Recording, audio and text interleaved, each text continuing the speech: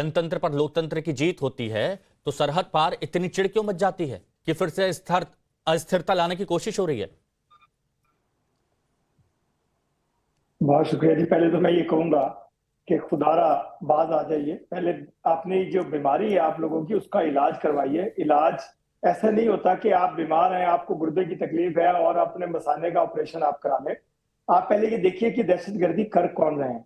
पहले दहशतगर्दों को मारिए। हम भी इसी का शिकार हैं। हमारे मुल्क में भी दहशतगर्दी है। हम भी बहुत सारे लोगों को अपने गंवा चुके। बहुत सारे फौजी शहीद हुए, बहुत सारे मेरे पुलिस के जवान शहीद हुए, बहुत अब बबूल बोएंगे तो सोचेंगे कि उसमें से आम निकल जाए, तो ऐसा तो होगा नहीं ना।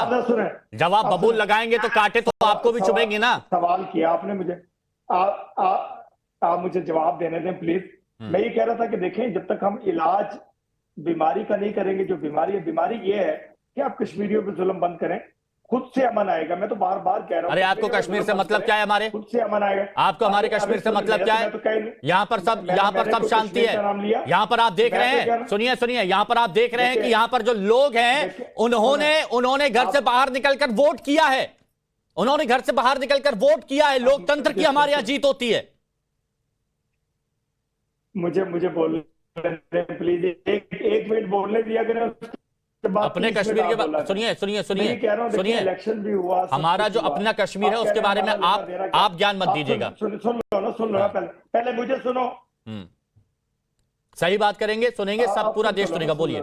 आपका कश्मीर नहीं, कश्मीर देखिए, आपका कश्मीर नहीं, कश्मीर कश्मीरियों का है। उन्होंने वोट, कश्मीर भारत का है, कश्मीर भारत का है, कश्मीरिया का तो है ही। जैसे सुनिए, कश्मीर भारत का है और ये आप बखूबी जानते हैं। आप एक्स्ट्रा ज्ञान से इतर होकर मुद्दे पर बात कीजिए कि क्यों पाकिस्तान बौखलाया हुआ है। आप बोलते हैं कि आतंक से आप भी परेशान है, वो इसीलिए क्योंकि आतंकियों को आप जगह देते हैं।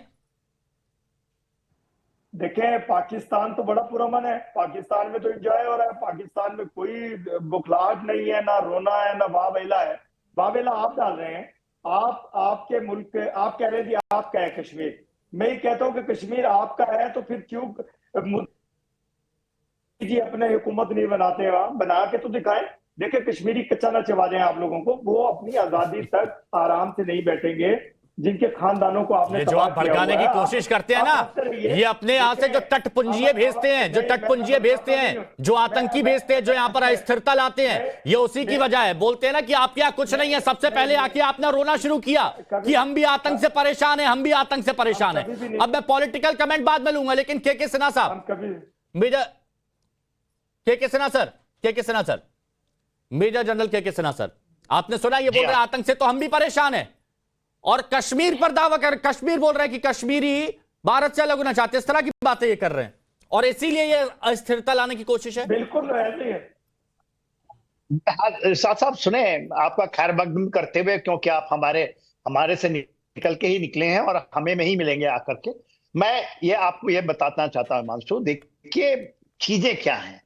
आप कश्मीर के ऊपर में हम लोग फिर बैठ कर रहे हैं, जबकि वहां पर आपने जैसा बताया गणतंत्र की जीत हुई, डेमोक्रेसी की जीत हुई, और एब्सोल्युटली जो लोग पाकिस्तान के साथ खड़े होते थे उनको ये हमने गद्दी पे बैठाया और वहां की जनता ने बैठाया। तो ये तो हमारे भारत का ये सबसे बड़ा स्ट्रेंथ।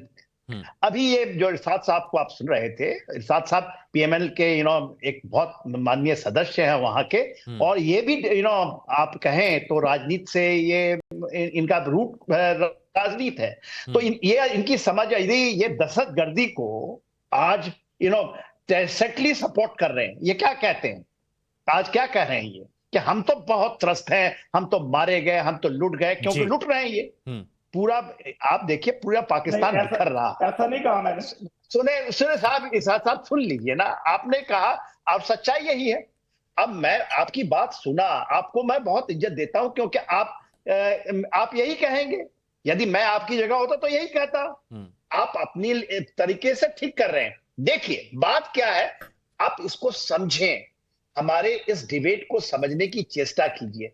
भारत 2024 के अंदर में 2 इलेक्शंस करवाए, 2023 में 2 इलेक्शन, जनरल इलेक्शंस, बड़े तादाद पे लोग आए। आप जिसको कहते थे ना आतंकवादी, वो भी हमारे इलेक्शन प्रोसेस को शामिल किए। आज आपने डिजिटल प्लेटफॉर्म खड़ा करके फिर से नया जिसको आप टीआरएफ कर रहे हैं, टीआरएफ टोटल रेजिस्टेंस फ्रंट की जो ये बात करते हैं, जो कि तंजीम है। यदि इनके लश्कर-ए-तोयबा जैसे मोहम्मद या आप हिजबुल मुजाहिदीन की एक तंजीमें हैं, और ये तंजीमें उनकी साठगांठ यहां भी नहीं, हिजबुल्लाह, हमास, हुती, ये सारे ये एक दूसरे से मिले हुए हैं। और इनकी जो हालत हो रही है वेस्ट एशिया में, ऐसी ये हालत आप ये देखिएगा, क्योंकि अब अभी 2024 का अंत हुआ, अभी शुरुआत हुई है ना। हाँ। नेशनल कॉन्फ्रेंस आई है। नेशनल कॉन्फ्रेंस तो यही होती थी ना, पाकिस्तान हमारा सबसे बड़ा दोस्त। आज फारूक साहब क्या बातें कर रहे हैं, वो तो कह रहे हैं पाकिस्तान को कभी हम पाकिस्तान नहीं बनने देंगे। अरे ये क्या बनने नहीं देंगे? हाँ, बोलते हैं ना कि कश्मीर को पाकिस्तान बनने नहीं देंगे। क्या बातें कर रहे हैं? अरे भैया, हम अपने ही लोगों की बात कर रहे हैं, मैं अपनी बात कर रहा हूं। वो तो कह रहे हैं हम बनने नहीं देंगे। अरे बनने क्या देंगे? आपको थप्पड़े लगे, आप बनेंगे, आपको दिया गया फिर से मौका। आप भारत है, ये कोई कश्मीरियों का मुद्दा नहीं, कश्मीरी भारतीय हैं। और देखिए, जो आप बात कर रहे हैं, जो आप चीजों को आपने 4 बड़े मुद्दे किए कि क्या समय आ चुका है। समय तो बहुत पहले आया था। हाँ, स्ट्रेटेजिक टाइमिंग्स होती है रिट्रीब्यूट करने की। ठीक है, ये इलेक्ट्रिक प्रोसेस, क्योंकि हमारे यहाँ डेमोक्रेसी का, लोकतंत्र का बहुत ये है, हमने इसको, और वहां राज्य का दर्जा बनने के लिए लोग कह रहे थे राज्य का दर्जा, उसके लिए तो ऑलरेडी एलजी साहब ने कर दिया। अरे साहब, डेमोक्रेसी छोड़ दीजिए, हमारे यहाँ तानाशाही है। अरे हम तो इस्लामी हैं, हम तो कट्टर हैं। मैं तो एक बात फिर बोल रहा हूं कि इन्होंने जो टीआरएफ पाल रखी है, ये ऐसे जो लोगों को ये लोग पालते हैं, यही बाद में ये घात करते हैं। बाद में यही लोग हैं जो आपके यहां पर स्कूलों में बम फोड़ते हैं, और इसीलिए कहा जाता है कि इनसे भैया दूरी बना के रखिए, इनको पालिए मत, वरना ये आप ही को निकल जाएंगे। ये इनको निकल चुके हैं, आधे हैं, ये बाहर हैं, वही छटपटा रहे हैं। और ये बात समझनी चाहिए। आपने कहा ना, आपने कहा आलू कंडा पालोगे भैया अपने बैकयार्ड में, तो आपको निकलेंगे, आधा तो निकल चुके हैं। हाँ। आपके टुकड़े हो ही नहीं वाले हैं। इज अ मैटर ऑफ, देखिए, आप या तो बात समझ लीजिए, या तो हमारे चैनलों के ऊपर डिबेट में आप, और मैं आपको खैर मकदम किया हूं इसी चैनल में, क्योंकि आप हमारे से ही निकले गए हैं और हमारे में यहाँ के मिलेंगे, ये तो सही है। ये है ना, हमारे में मिलेंगे। ये आपने बहुत दूरदर्शी बहुत अच्छी बात कही आपने सिन्हा साहब, ये मिलेंगे और फिर हिंदुस्तान जिंदाबाद भी बोलेंगे। ये हिंदुस्तान जिंदाबाद भी बोलेंगे, भारत माता की जय भी बोलेंगे, क्योंकि जानते फिर इनके पास कुछ चारा नहीं है ना। अच्छा, एक मिनट, लेकिन मोहम्मद इमरान काजी साहब, 3 मेहमान और हैं, उनसे भी जल्दी से मैं बात कर लेता हूं। 3 मेहमान और हैं। मोहम्मद इमरान काजी साहब, जो फारूक अब्दुल्ला साहब ने बोला, बहुत अच्छी बात यहां पर कही है, लेकिन अब इन चीजों से आपकी सरकार क्या सोच के, मतलब क्या प्लानिंग है, कैसे इससे निपटा जाएगा? क्योंकि बोला गया है फारूक अब्दुल्ला साहब की तरफ से, ये अच्छी बात है और इसको सब लोग अप्रिशिएट भी कर रहे हैं। देखिए, जो ये कल दर्दनाक हादसा पेश आया गगनगीर सोनभद्र एरिया में, जो वहां पे मजदूर पेशा लोगों को मारा गया, जिन्होंने शहादत दी इस रियासत के लिए, नेशनल कॉन्फ्रेंस स्ट्रांगली कंडेम करती है इस हादसे को। और आज जम्मू कश्मीर के लोगों को ये समझना चाहिए, जिन लोगों ने भी ये हादसा किया है, वो जम्मू कश्मीर के सबसे बड़े दुश्मन है, यहाँ के अमन और तरक्की के सबसे बड़े दुश्मन है। ये मजदूर उस प्रोजेक्ट्स पे काम कर रहे थे जहां पे जो आज एक लिंक बन रहा है सोनभद्र और लेह के बीच पे जी।